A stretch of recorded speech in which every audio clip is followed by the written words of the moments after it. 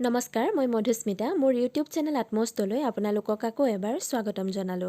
আজিৰ ভিডিঅ'টোত আমি জানিম অসম হিষ্ট্ৰী কেইটামান অতি গুৰুত্বপূৰ্ণ প্ৰশ্নৰ বিষয়ে যিকেইটা আপকামিং কম্পিটিটিভ এক্সাম বা বিভিন্ন ধৰণৰ এক্সামৰ বাবে ইম্পৰ্টেন্ট হ'ব পাৰে কিয়নো ফ্ৰিকুৱেন্টলি এই কোৱেশ্চনছ কেইটা এক্সামত সুধি থকা আমি দেখিবলৈ পাওঁ গতিকে আপোনালোকে ভিডিঅ'টো স্কিপ নকৰাকৈ সম্পূৰ্ণকৈ চাব যাতে এই প্ৰশ্ন কেইটা পৰীক্ষাত আহিলে আপোনালোকে শুদ্ধভাৱে এটেম্প কৰিবলৈ সক্ষম হয় আহকচোন এটা ভিডিঅ'টো ষ্টাৰ্ট কৰো আজি ভিডিঅ'টোৰ প্ৰথমটো কোৱেশ্চন হৈছে who was the founder of Varman dynasty Varman ডাইনেষ্টিৰ প্ৰতিষ্ঠাপক কোন হয় এনসাৰটো হৈছে পুষ্যবৰ্মন কোৱেশ্চন নম্বৰ 2 হিউৱেনচাং visited Assam during the reign of whom কাৰ শাসনকালত চীনৰ পৰ্যটক বা পৰিবাৰ্যক হিউৱেনচাং অসমলৈ আহিছিল এনসাৰটো হৈছে ভাস্কৰ বৰ্মন এতিয়া আহিছো কোৱেশ্চন নম্বৰ 3 লৈ in which year Sukapha established Ahom kingdom in Charaideo কোন চনত চৰাইদেউত চুকাফাই আহোম ৰাজত্ব আৰম্ভ কৰিছিল এনসাৰটো হৈছে 1253 অৰ্থাৎ 1253 চনত চুকাফাই আহোম ৰাজত্ব চৰাইদেউত আৰম্ভ কৰিছিল বা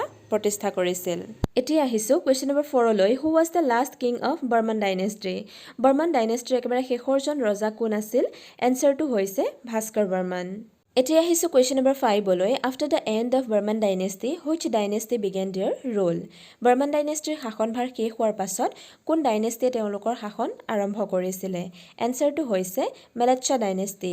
এতিয়া আহিছো নেক্সট কোৱেশ্চন নম্বৰ 6 লৈ who established the Mlechchha dynasty in Kamrup kingdom Assam অসমৰ কামৰূপ ৰাজ্যত মেলেচ্ছা ডাইনেষ্টি কোনে প্ৰতিষ্ঠা কৰিছিল এনসাৰটো হৈছে চলস্তম্ভ এতিয়া আহিছো নেক্সট কোৱেশ্চনলৈ question number 7 when the first Ahom King enter into Assam অসমত পোনপ্ৰথমে আহোমৰ ৰজাজন কেতিয়া প্ৰৱেশ কৰিছিল এনসাৰটো হৈছে 1228 AD Question number 8 in which place the Ahoms were established their first capital Ahom সকলে তেওঁলোকৰ ৰাজধানী প্ৰথমে ক'ত প্ৰতিষ্ঠা কৰিছিল এনসাৰটো হৈছে Charaideo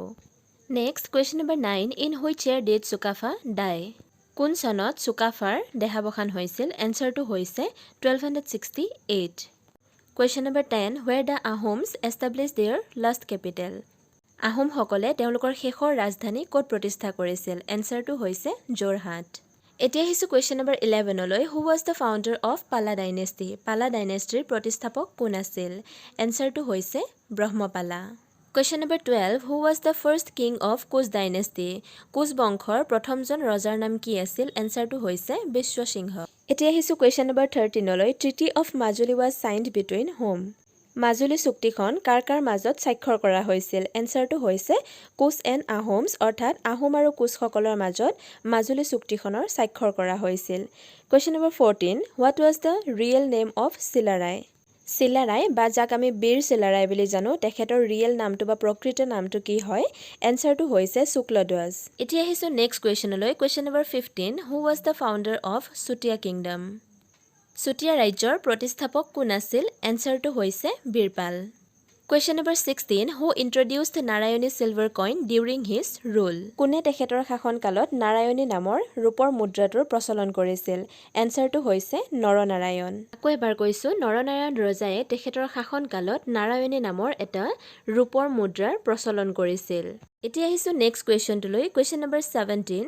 during which king's rule Simanta Sankardev established এক শৰণ নাম ধৰ্ম কোনজন ৰজাৰ শাসনকালত মহাপুৰুষ শ্ৰীমন্ত শংকৰদেৱে এক শৰণ নাম ধৰ্মৰ প্ৰতিষ্ঠা কৰিছিল এনসাৰটো হৈছে নৰনাৰায়ণ অৰ্থাৎ নৰনাৰায়ণ ৰজাৰ শাসনকালত মহাপুৰুষ শংকৰদেৱে এক শৰণ নাম ধৰ্মৰ প্ৰতিষ্ঠা কৰিছিল question number 18 who was the last king of Ahom kingdom in Assam Ahom ৰাজত্বৰ একেবাৰে শেষৰজন ৰজাৰ নাম কি আছিল এনসাৰটো হৈছে পুৰন্দৰ সিংহ এতিয়া আহিছো কোৱেশ্চন নম্বৰ 19 লৈ which king also called as Bamuni Raja Bamuni ৰজা হিচাপে কোনজন ৰজাক জনা যায় এনসাৰটো হৈছে সুদাংফা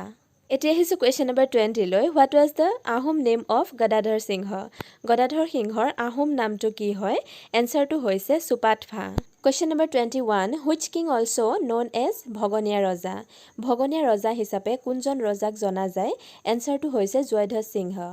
Question number 22 who is also known as Sulikpha হিচাপে কাক জনা যায় এনসাৰটো হৈছে ৰত্নধ্বজ সিংহ এতিয়া আহিছো question number 23 লৈ for the first time who introduced the coins in Ahom Kingdom Ahom ৰাজ্যত পুনঃপ্ৰথমবাৰৰ বাবে কোনে মুদ্ৰাৰ প্ৰচলন কৰিছিল? এনচাৰটো হৈছে শুক্লেনমুং। এতিয়া আহিছোঁ কুৱেশ্যন নম্বৰ 24লৈ। In which year Yandabo treaty was চাইনড?